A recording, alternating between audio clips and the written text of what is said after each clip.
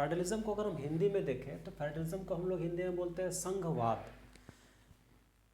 संघवाद क्या होता है, फेडरलिज्म क्या होता है, इसके बारे में इस चैप्टर में हमको पढ़ना है। सबसे पहले हम जानते हैं कि फेडरलिज्म होता क्या है। फेडरलिज्म एक शासन प्रणाली है जिस प्रणाली के द्वारा संवैधानिक रूप से केंद्र सरकार को और राज्य सरकार को कुछ अधिकार, कुछ कर्तव्य दिए गए हैं, जहां पर केंद्र सरकार राज्य सरकार के ऊपर फोर्सफुली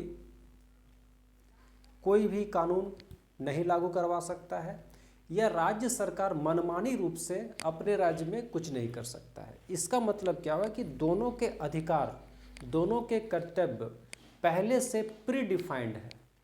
संविधान में दोनों का जो हक है, अधिकार है, पावर है, शक्ति है, उसका विभाजन कर दिया गया है।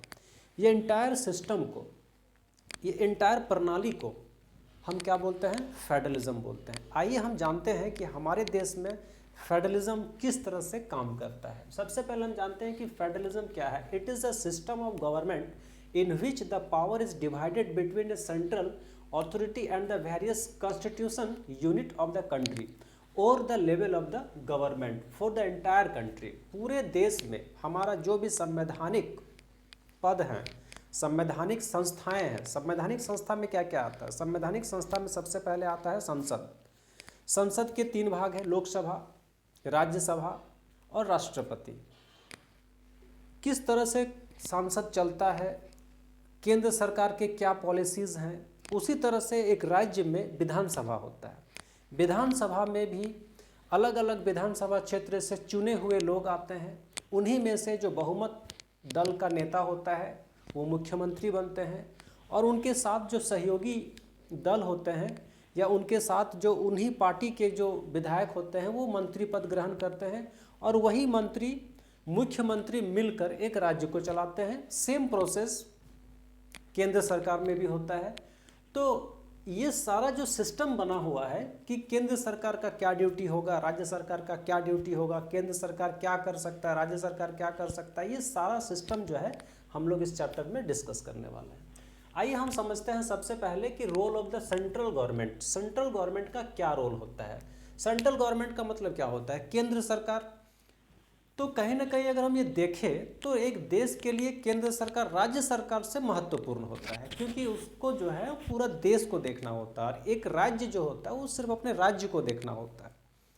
अब जैसे बहुत सारे ऐसे पॉलिसीज़ होते हैं जो पॉलिसी अगर संसद में बन जाता है तो वो पूरे देश में लागू हो जाता है। फिर वो कोई स्टेट ये नहीं बोल सकता है कि हम इस कानून को अपने स्टेट में लागू नहीं करेंगे। ऐसा कोई भी स्टेट या स्टेट का जो अथॉरिटी होता है यानी कि मुख्यमंत्री नहीं बोल सकता है। तो इस तरह से हम देखेंगे तो जो कर्तव्य है, ड्यूटी है, शक्ति है, वो केंद्र सरकार का ज़्यादा है। उसमें जनरली क्या होता है कि सेंट्रल गवर्नमेंट जो होते हैं वो जो नेशनल इशू होता है साथ ही साथ इंटरनेशनल इशू होता है।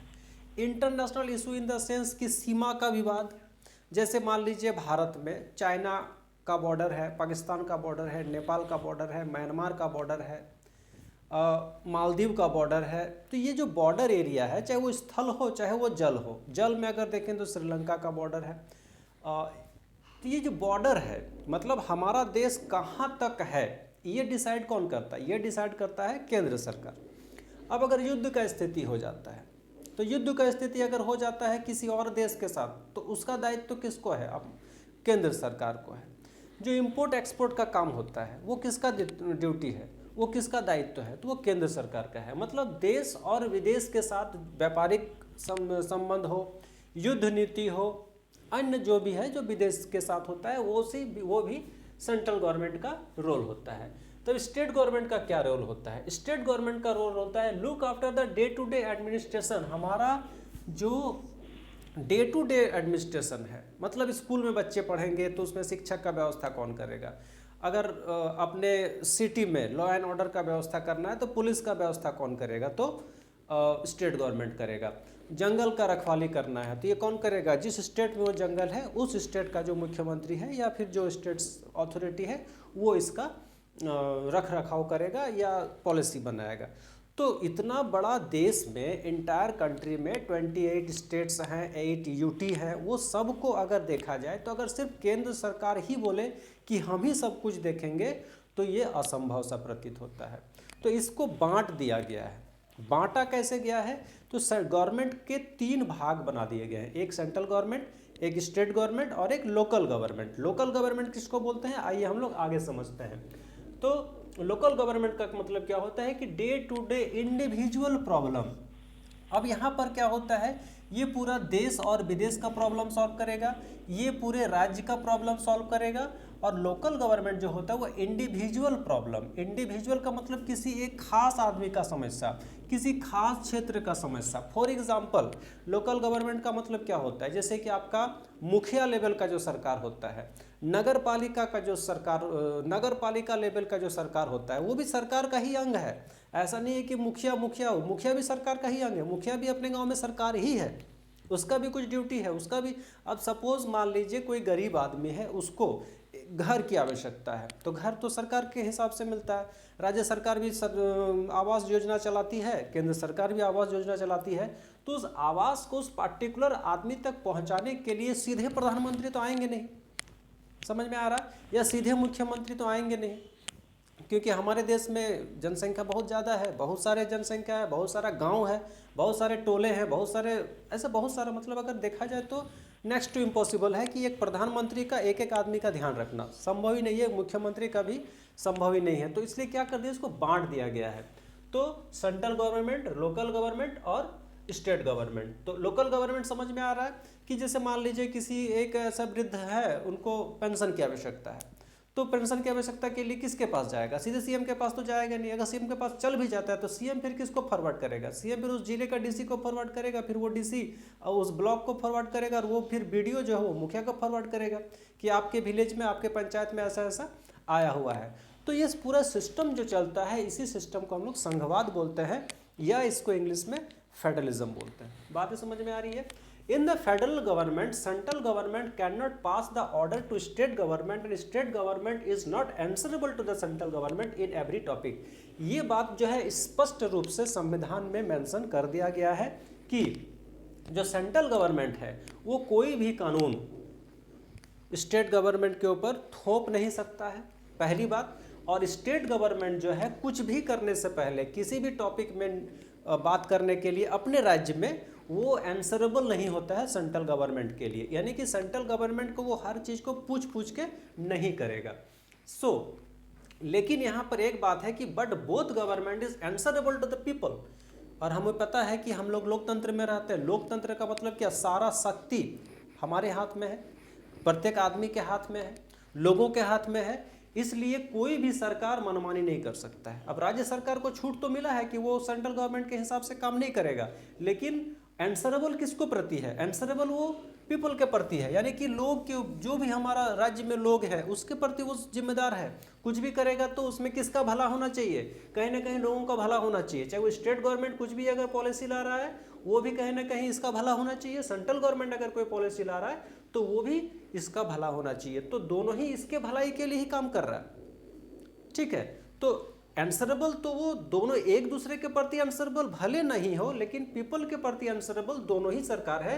It improve government at the grass root level. Grass root level का मतलब होता है निचले स्तर तक जो है विकास होता है। मतलब निचले स्तर के इन द सेंस कि दिल्ली में प्रधानमंत्री बैठा हुआ है और आप किसी गांव में बैठे हुए हैं, तो उस गांव में सड़क कैसे बनेगा, प्रधानमंत्री को तो पता नहीं है कि उस गांव में सड़क नहीं है, ठीक है। किसी नदी में पुल नहीं है, किसी के पास आवास नहीं है, किसी के पास राशन कार्ड नहीं है। तो ये क्या हो, ये जो समस्याएं हैं, राशन कार्ड बनाना, कहीं पर एक छोटा सा पुल बनाना, कहीं पर हाफ किलोमीटर रोड बनाना, ये सब क्या काम है, ये सब ग्रास रूट लेवल का काम है। तो ग्रास रूट लेवल का काम करने के लिए क्या किया गया है, सरकार को 3 हिस्सों में बांट दिया गया है, और इसी प्रणाली को फेडरलिज्म बोलते हैं। आइए हम लोग समझते हैं फीचर्स ऑफ द फेडरलिज्म। ये जो फेडरलिज्म सिस्टम, इसका क्या विशेषता है, विशेषता आपको समझ में आ रहा है। अब मान लीजिए अगर संघवाद नहीं रहता, फेडरलिज्म का सरकार नहीं रहता, तो समझ सकते हैं कि किस तरह से देश चलता। देश चलाने में काफी दिक्कत हो जाता ना। Dual objective to safeguard and promote unity of the country. देखिए, सेफ गार्ड, अपना देश को बचाना अपना राज्य को बचाना, अपना गांव को बचाना, अपना परिवार को बचाना। तो ये सभी चीज़ जो है ना दोनों मिलकर करते हैं, डुअल ऑब्जेक्ट, केंद्र सरकार भी और राज्य सरकार भी। सबसे पहले तो देश को बचाना है बाहरी ताकतों से, तो ये ड्यूटी किसका है? ये ड्यूटी है सेंट्रल गवर्नमेंट का। साथ ही साथ एक एक आदमी को बचाना है, तो ये ड्यूटी किसका हो जाता है? लोकल गवर्नमेंट का और स्टेट गवर्नमेंट का। और दोनों का, तीनों का, मतलब पूरा सरकार का एक ही, मतलब एक ही एम तो एक ही है, लक्ष्य तो एक ही है, क्या? कि अपने देश के लोगों का विकास, अपने देश के लोगों को एक साथ लेकर चलना। सभी, जैसे नरेंद्र मोदी जी का जो एक बहुत ही अच्छा कोटेशन है, सबका साथ सबका विकास। तो ये क्यों, कैसे होगा? सबका साथ सबका विकास तभी होगा जब सभी लोग एक साथ मिलकर सभी के लिए काम करें। कोई पार्टिकुलर धर्म के लिए नहीं करे, कोई पार्टिकुलर जाति के लिए नहीं करे, कोई पार्टिकुलर पर्सन के लिए नहीं करे, क्योंकि हमारा ये देश है, हम भारत के नागरिक, तो हमारे देश में जो भी कुछ होगा वो हमारे लिए ही होगा। समझ में आ रहा? अब देखिए यहाँ पर दो टर्म आया है, कमिंग टुगेदर, होल्डिंग टुगेदर। ये बुक में दिया हुआ है। कमिंग टुगेदर जो है ये भी फेडरलिज्म का ही एक भाग है, और होल्डिंग टुगेदर भी ये फेडरलिज्म का ही एक भाग है। तो फेडरलिज्म को अगर हम दो भाग में बांट दें तो ये जो कमिंग टुगेदर है ये फर्स्ट है, और होल्डिंग टुगेदर जो है वो सेकंड है।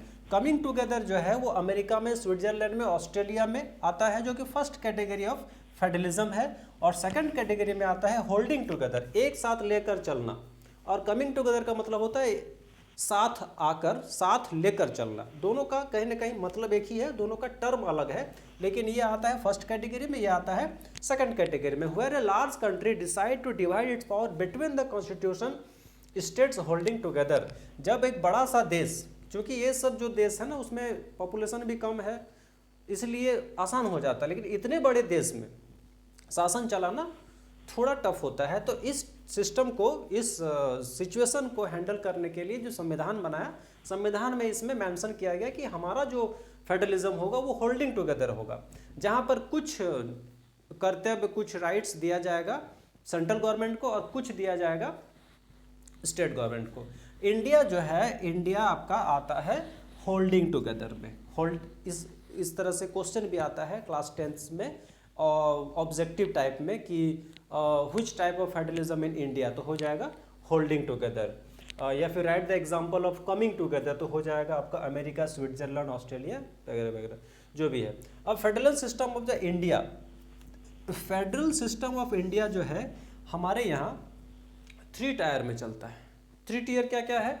सबसे पहले सेंट्रल गवर्नमेंट, फिर स्टेट गवर्नमेंट, फिर लोकल गवर्नमेंट। लोकल गवर्नमेंट को भी 2 भाग में बांटा गया है, एक होता है पंचायत और एक होता है म्यूनिसिपल।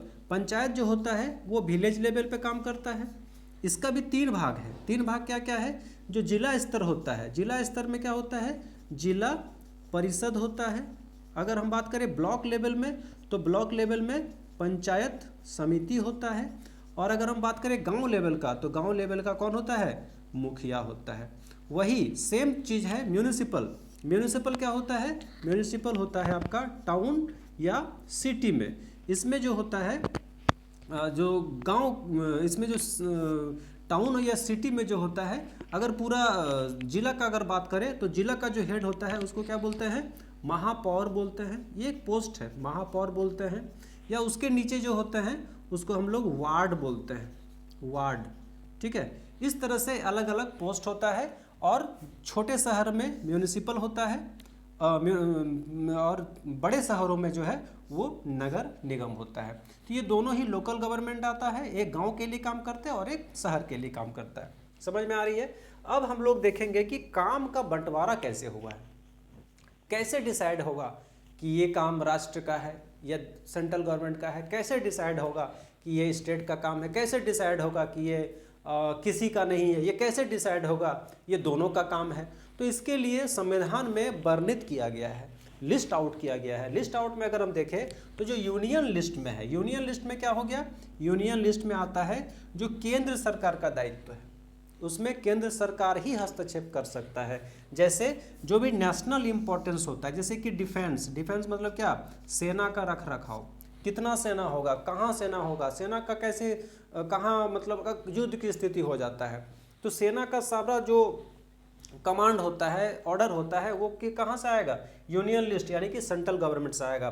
फॉरेन अफेयर्स, विदेशी विदेशी जो भी घटनाएं होती है वो भी सेंट्रल गवर्नमेंट का हाथ में आता है। बैंकिंग, हमारे देश में जो पैसा का जो सिस्टम है, जो रिजर्व बैंक ऑफ इंडिया है, फिर रिजर्व बैंक ऑफ इंडिया के बाद जो कमर्शियल बैंक्स है, वो जो बैंकिंग सिस्टम चलता है ये भी केंद्र सरकार का ही डिपार्टमेंट में। कम्युनिकेशन, कम्युनिकेशन का मतलब क्या होता है आपको पता ही है, जितने भी हमारे टेलीफोन सिस्टम हो गया, टीवी सिस्टम हो गया, सैटेलाइट्स वगैरह हो गया, ये सब कम्युनिकेशन में आता है। करेंसी, नोट छापने का जो सिस्टम है जो आरबीआई के द्वारा होता है। रिजर्व बैंक ऑफ इंडिया किसके लिए काम करता है, तो सेंट्रल गवर्नमेंट के लिए काम करता है, या फिर हम कह सकते हैं कि वो एक संप्रभु भी है।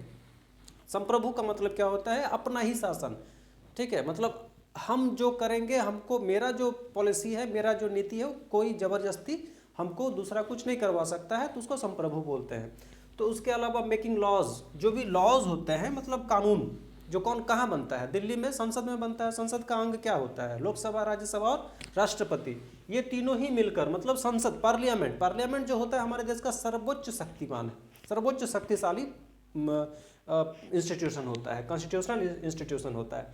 उसके अलावा जो इंटरनेशनल अफेयर्स होता है, विदेशी घटनाएं जो होती है, युद्ध का स्थिति हो गया या इंपोर्ट हो गया, एक्सपोर्ट हो गया, किसके साथ हमको रिलेशन रखना है, किसके साथ नहीं रखना है, ये सारा इंटायर जो सिस्टम है जो इंटरनेशनल जुड़ा हुआ है पॉलिसी, वो आपका यूनियन लिस्ट में आता है। उसके बाद अगर हम बात करें स्टेट का, स्टेट का क्या रोल है, स्टेट का क्या काम है, तो अपने स्टेट में पुलिस का देखभाल करना, बिजनेस, व्यापार, खेती, एग्रीकल्चर का जो इशू होता है, और भी जो व्यापार होता है, कमर्शियल काम होता है, इरिगेशन, नदी का सिस्टम, नहर का सिस्टम, डैम्स कहाँ बनेगा, मछली पालन कहाँ होगा, ये सारा जो सिस्टम होता है ये आपका स्टेट गवर्नमेंट में आता है। उसका होता है कॉन्करेंट लिस्ट। कॉन्करेंट का लिस्ट मतलब कॉमन इंटरेस्ट बोथ, जो ऐसे कुछ काम है जहाँ पर दोनों ही अपना पक्ष रख सकता है और अपना विचार रख सकते हैं और एफर्ट भी डाल सकते हैं। जैसे कि एजुकेशन, जैसे एजुकेशन में देखिएगा, जैसे अभी नया NEP, नेशनल एजुकेशन पॉलिसी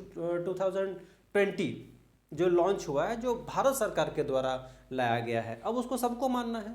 जैसे NCERT, जो कि कहीं ना कहीं सेंट्रल गवर्नमेंट का ये ड्यूटी होता है कि कौन सा बुक्स हमारे बच्चे पढ़ेंगे, वो फिर जब स्टेट में आता है तो स्टेट भी उसमें थोड़ा बहुत, जैसे NCERT झारखंड में आ जाएगा तो JCERT बोल के फिर बुक्स आता है। कहीं ना कहीं ये जो फ्रेमवर्क बनता है कि कौन सा बुक पढ़ेगा, उसके बाद शिक्षक का बहाली, ये राज्य सरकार का ड्यूटी होता है।